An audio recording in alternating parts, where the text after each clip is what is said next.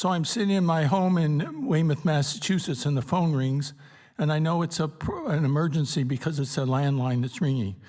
Because the only people who know my landline are the people back in Utah, where I grew up, and that's where my mother lives, who's an elderly woman.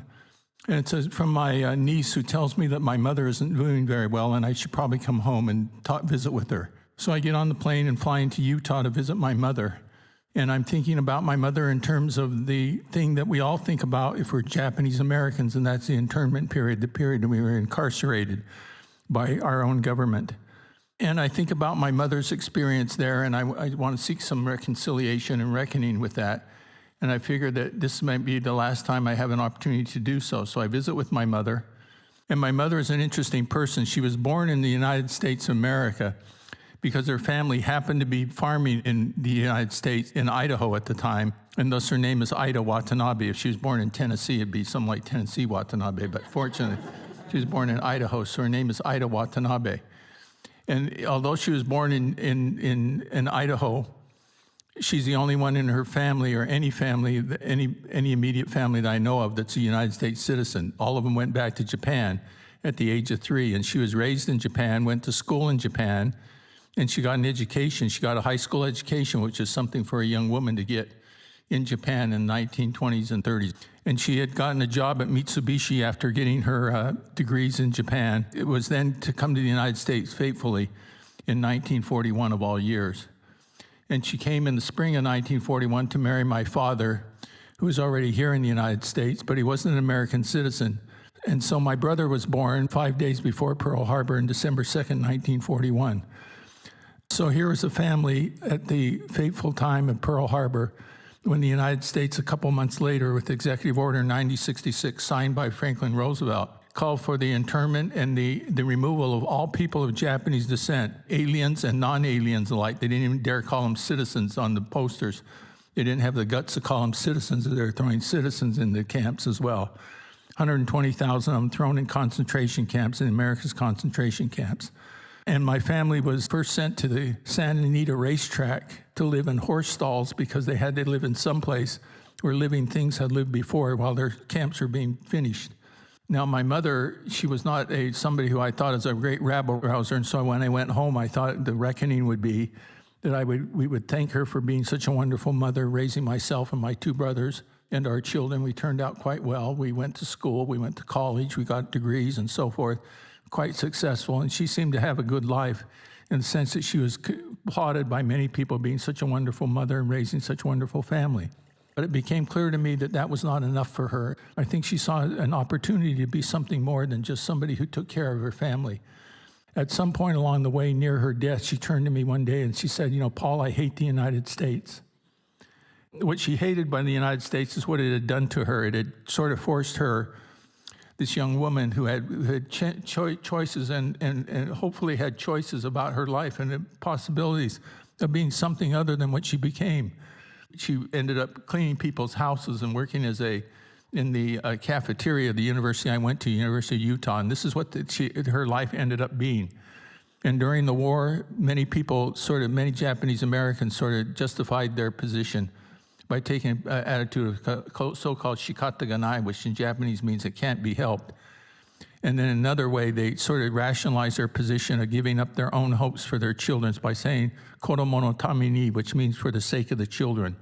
And I always hated that term because I think it robbed her of her well-being in order to try to protect our well-being. And so subsequently to that, a loyalty oath essentially was passed. So the United States made a decision in the second year that it needed to have more soldiers to fight for it. So it decided to draft young men from the camps themselves. And so it had to have some basis for it. So they asked these 2 questions, amongst other questions in the loyalty oath. Number 1 is, are you willing to fight for the United States of America in its armed forces, or the women were asked, are you willing to serve in the Women's Army Corps? And secondly, they asked, were you willing to forswear allegiance to the Emperor of Japan and give unqualified allegiance to the United States of America? Clearly, the right answer was to say, yes, that I will in fact be loyal to the United States and we're willing to serve in the military. But she said, no. 6,000 or so people said no to this question. My mother was one of a handful of women who said no.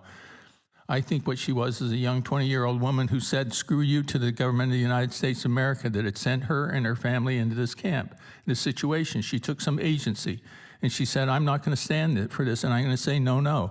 And she paid for it. Her family paid for it.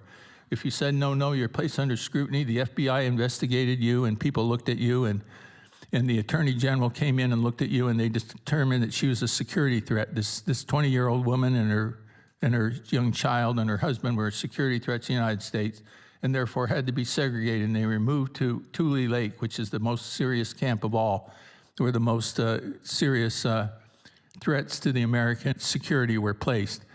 And she made a decision at that time that my father said he was going to seek repatriation back to Japan.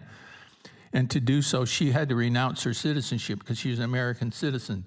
Because the government will never take your citizenship away, generally speaking. It's something that you can do the most heinous crime of all, and yet you still retain your citizenship. So she was forcibly asked to renounce her citizenship, which she did. At the end of the war, however, when she heard back finally from people in Japan, they said, don't come, there's nothing to come to. They lived in Nagoya, Japan, which had been firebombed like other parts of the area, and there was nothing to come to, and they said, don't come back. So she stayed in the United States and stayed at Tule Lake and got out of Tule Lake in the spring of 1946. Partially, my reckoning with this was to go to Manzanar itself. And the first time I did so, I took some students from one of the classes which I teach. I teach 2 classes on the internment. I took students from my research class to go with me. And I didn't ever visit the camp with my mother, and I always felt a little guilty that I didn't take her, but I took students, and I realized why I had taken students. That in some ways I wondered whether they could feel the same thing I did, that what happened to her and 120,000 others like her should not be repeated again.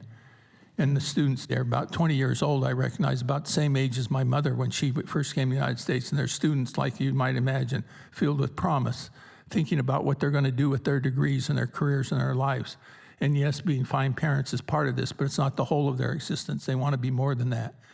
And I realized that they understood what my mother stood for, that my mother did not want what happened to her to ever happen again to any other mothers or any children that they ever had.